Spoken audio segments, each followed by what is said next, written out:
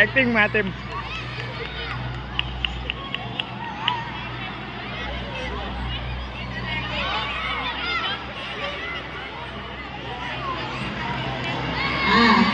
ใช้ถุงเท้าในการหลอกล่อนะคะ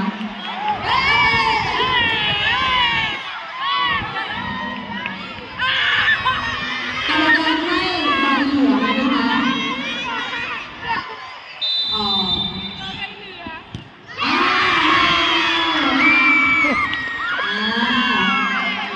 ตอนนี้ฝากความหวังไว้กับเพื่อนแล้วนะคะ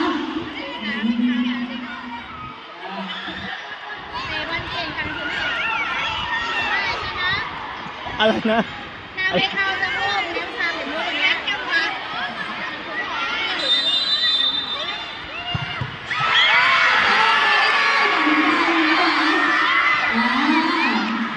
ไม่โดนก็หลับกินอะไรกับเซ็ต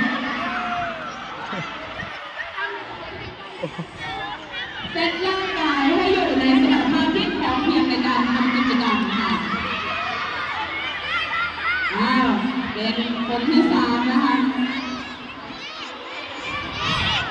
คนที่3นะคะอิทธิพลล